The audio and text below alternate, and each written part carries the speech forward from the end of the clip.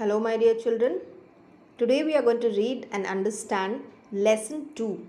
And name of the lesson is Nelson Mandela Long Walk to Freedom. तो ये जो story आप पढ़ने वाले हो ये नेल्सन मंडेला के बारे में है और इन्होंने अपनी ऑटोबायोग्राफी लिखी थी. You know what is an autobiography? अपनी लाइफ के बारे में खुद जब लिखा जाता है उसे हम ऑटोबायोग्राफी कहते हैं. तो इनकी ऑटोबायोग्राफी का नाम था लॉन्ग वॉक टू फ्रीडम. सो जो चैप्टर आप पढ़ने वाले हो it is an extract from his autobiography. किसकी? नेल्सन मंडेला की. Who was the first black president of South Africa. इससे पहले यानी इनसे नेल्सन मंडेला से पहले कोई भी ब्लैक प्रेजिडेंट नहीं हुआ था. सभी वाइट यानी जो गोरे लोग थे वो थे. He was the first black president. So ये जो आप चैप्टर पढ़ने वाले हो इसमें इनके डिस्क्रिप्शन किया इन्होंने अपनी इनॉग्रेशन सेरेमनी जब ये प्रेसिडेंट बने थे उस दौरान का, and citations from his speech, his journey to being a freedom fighter, किस तरह से इन्होंने अपने गोरे काले के भेदभाव की लड़ाई लड़ी. About all minor things they were fought during that time for their freedom. So in south Africa during that time एक ऐसी प्रैक्टिस चालू थी जिसका नाम था अपार्थेड. अपार्थेड आपने सिविक्स में भी पढ़ा होगा बच्चों.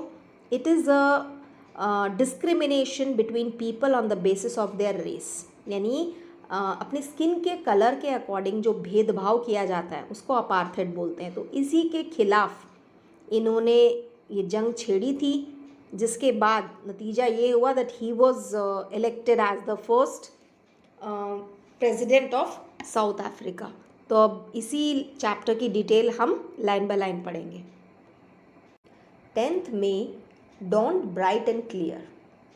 For the past few days, I had been pleasantly besieged by dignitaries and world leaders who were coming to pay their respects before the inauguration. तो ये 10 मई का दिन था. It was the day when Nelson Mandela sworn in as the first black head of state. इस दिन उन्होंने शपथ ली थी प्रेसिडेंट होने की. So it was after years of struggle. कई सालों की मेहनत के बाद. He was in jail for many years.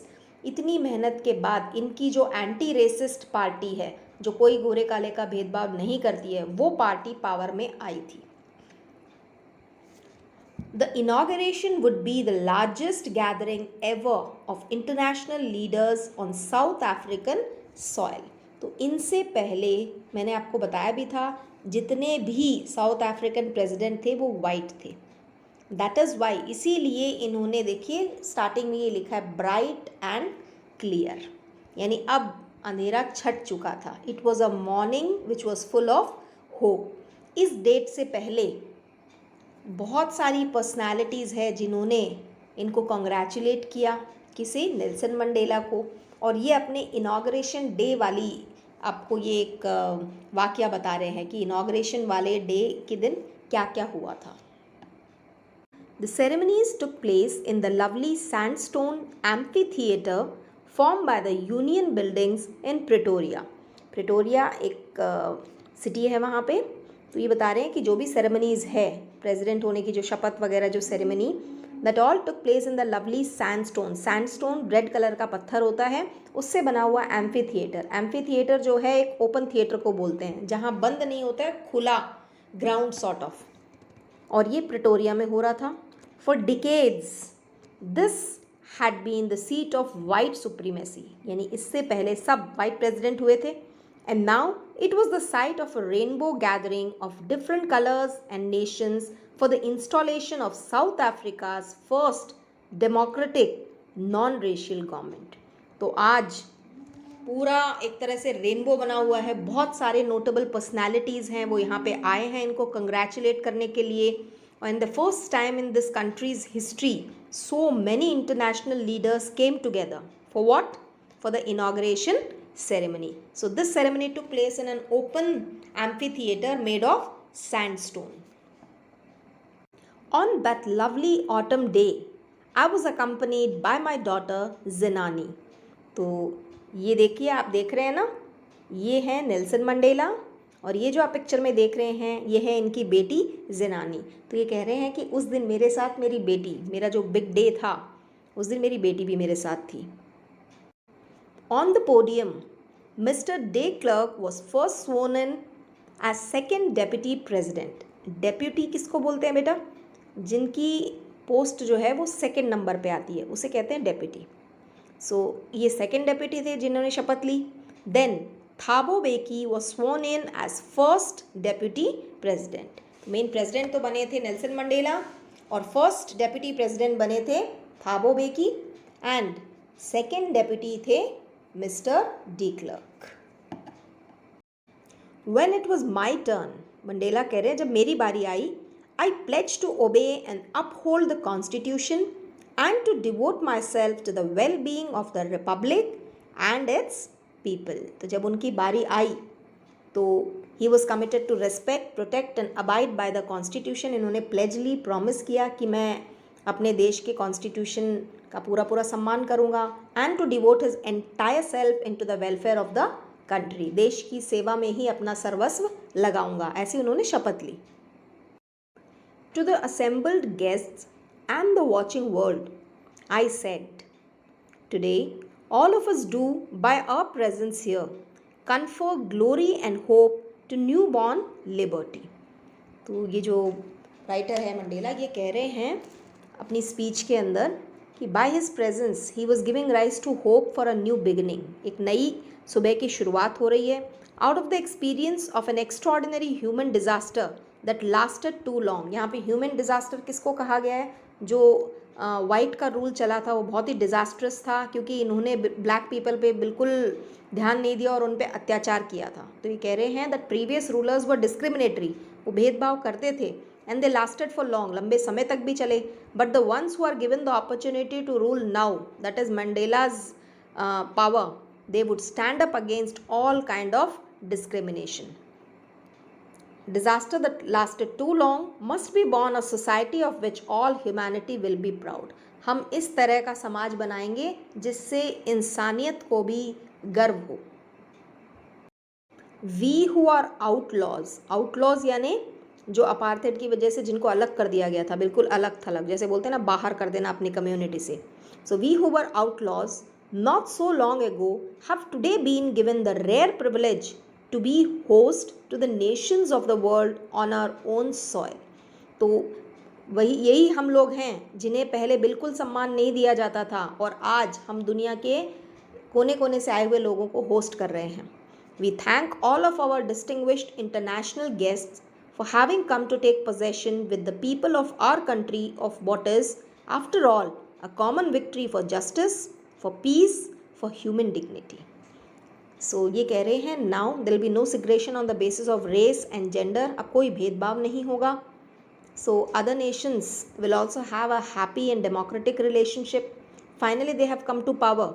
So they pledge to make everyone proud. He also thanks everyone. सभी को थैंक यू बोलते हैं जो भी इंटरनेशनल लीडर यहाँ पे आए हुए थे सेलिब्रेट करने के लिए इनके साथ. तो ये उनको सबको थैंक यू बोलते हैं और कहते हैं it is a great achievement. It is a step towards a equal society where every human will be treated fairly. जहाँ पे किसी को किसी भी बेसिस पे भेदभाव नहीं किया जाएगा, ऐसा समाज हम बनाएंगे. We have at last achieved our political emancipation. Emancipation बच्चों आपने नाम सुना होगा पहले भी. ये वर्ड ये जो है ये प्रोसेस को बोलते हैं which is process of being set free from legal, social and political restriction. यानी एक तरह से मुक्ति जिसे हम बोल सकते हैं. So ये कह रहे हैं कि हम सब तरह के बंधनों से मुक्त हो चुके हैं. We pledge ourselves to liberate all our people from the continuing bondage of poverty, deprivation, suffering, gender and other discrimination. तो ये सारे डिस्क्रिमिनेशन आज से पहले साउथ अफ्रीका में थे, ये बताते हैं.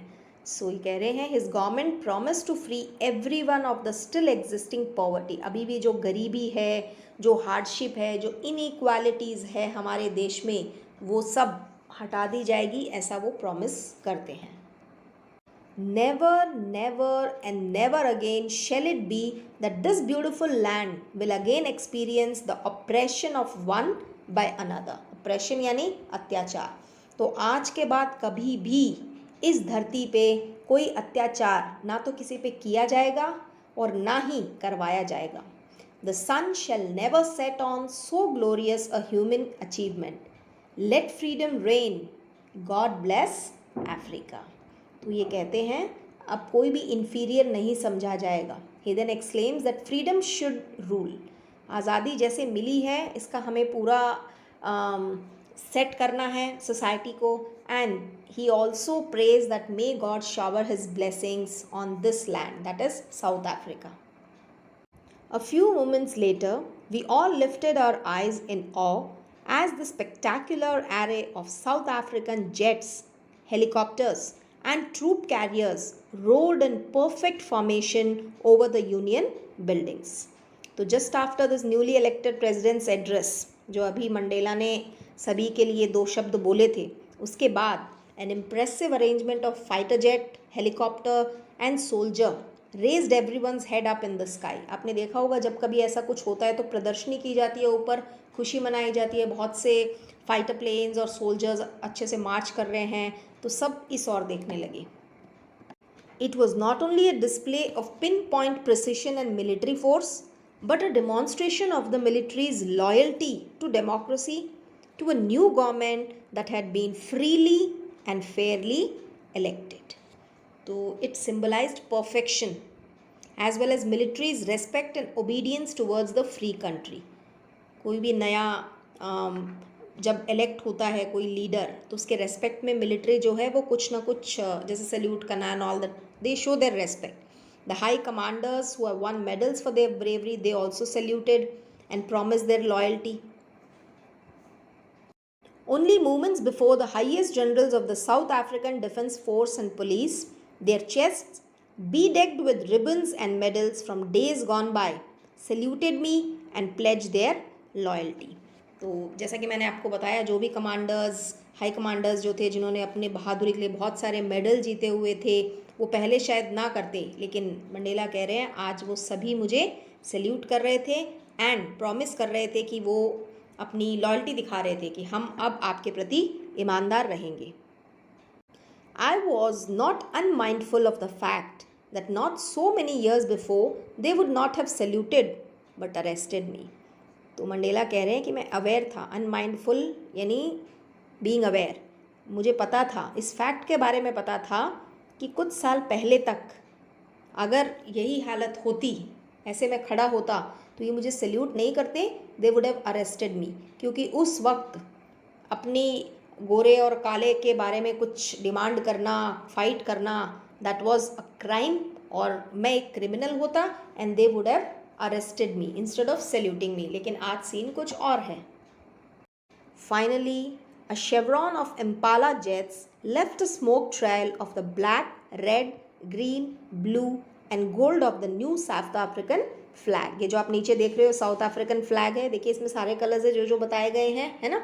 सो जो एयर शो हो रहा था ना ऊपर आसमान में इनके रेस्पेक्ट में, इनके सम्मान में, so that air show finally ended by making of the South African flag in the sky from smoke beneath the jet. जो जेट प्लेन्स होते हैं उनसे धुआं निकलता है और उस धुएं से कोई भी शेप वगैरह बना दी जाती है. तो वहाँ पे उन जेट प्लेन्स ने कौन सी शेप बनाई? They made south African flag.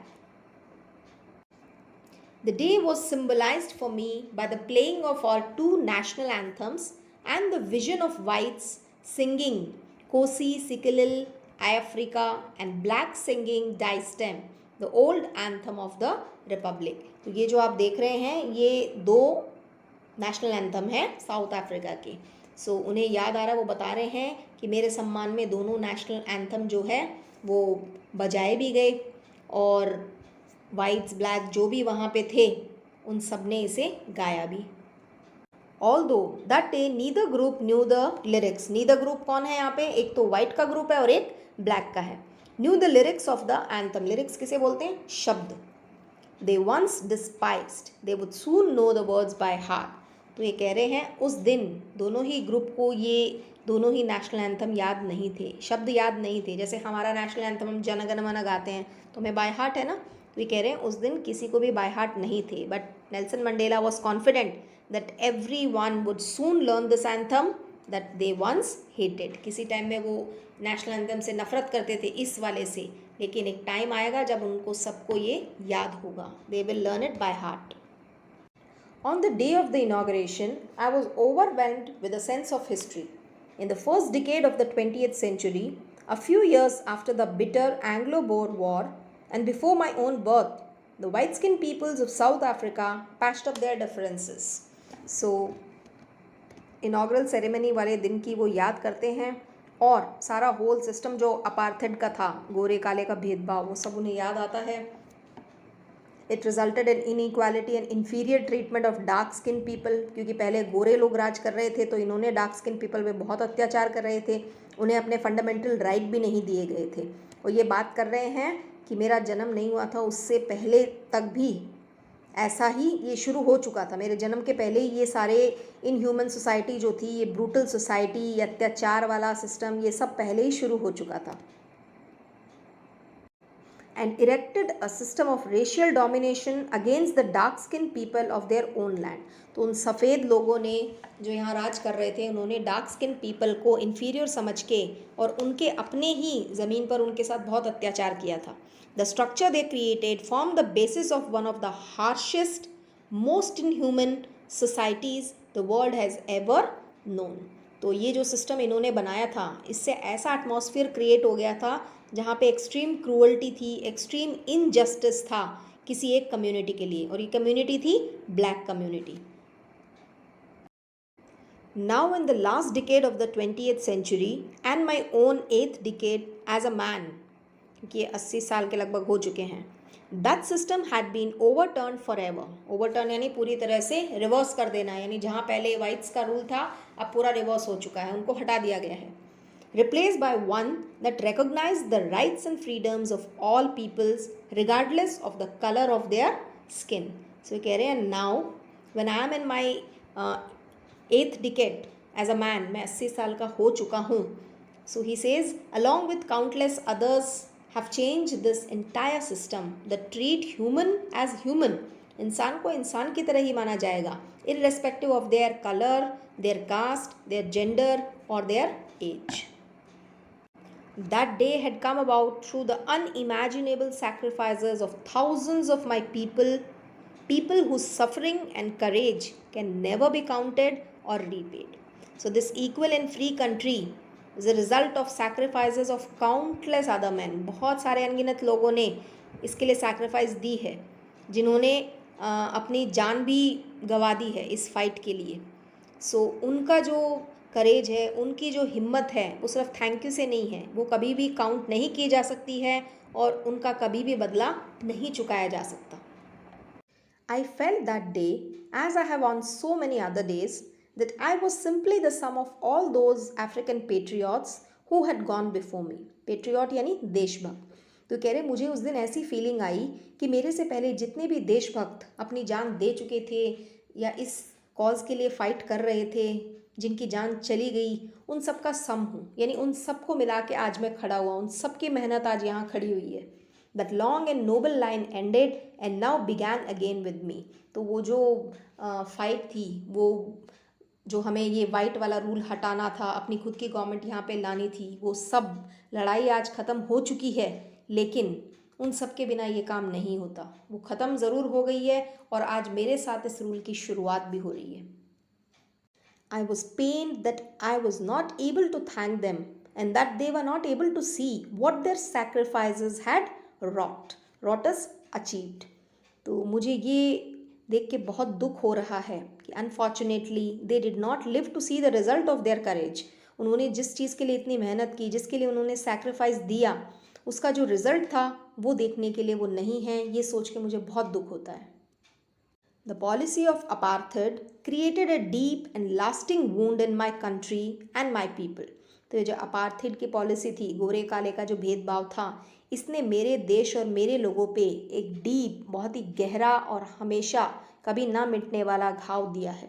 All of us will spend many years, if not generations, recovering from that profound hurt. Profound is deep. तो हमें बहुत लंबा समय लग जाएगा इससे मूव ऑन करने में, इन चीज़ों को भूलने में. But the decades of oppression and brutality had another unintended effect, and that was that it produced the Oliver Tambos, the Walter Sisulu, the Chief Lithoulis, the Yusuf Dadoos, the Bram Fischers, the Robert Sobukwes of our time, ये सारे वो freedom fighters हैं जिन्होंने south Africa के लिए आवाज़ उठाई थी। तो ये कहते हैं कि हमने बहुत साल क्रूअल्टी वायलेंस को झेला वाइट पीपल का, लेकिन इसका एक अच्छा नतीजा ये भी था कि इतने अच्छे इंसान, इतने courageous man, they stood up and raise their voice. Men of such extraordinary courage, wisdom and generosity that their like may never be known again. तो इस तरह के इंसान रोज़ रोज़ पैदा नहीं होते हैं। Perhaps it requires such depths of oppression to create such heights of character. तो इस तरह के करेजियस मैन पैदा तभी होते हैं जब अत्याचार की भी हद बहुत ज़्यादा हो जाती है। तो इस तरह से दोबारा ये इंसान आएंगे ऐसा मुझे डाउट है। My country is rich in the minerals and gems that lie beneath its soil, but I have always known that its greatest wealth is its people, finer and truer than the purest diamonds. तो ये कह रहे हैं कि मेरा देश जो है south Africa, it is rich in minerals and James, बहुत सारे मिनरल और जेम्स मिलते हैं यहाँ पे, लेकिन the greatest strength of South Africa lies in its people, यहाँ के लोग जो हैं वो असली दौलत है यहाँ की। और कैसे हैं लोग? They are finer and truer than the purest diamond, diamond से भी ज़्यादा फाइन और डायमंड से भी ज़्यादा सच्चे और कीमती लोग यहाँ पे देखने को मिलेंगे। सो बेटा ये अपना हाफ लेसन कंप्लीट हुआ है अभी। The other half I am going to teach you in the next part. इसको आप दोबारा एक बार देखेंगे, थोड़े से टिपिकल वर्ड्स वगैरह हैं इसमें। अगर कोई भी डाउट है, if there is anything which you haven't understood, you can contact me and ask. Have a good day.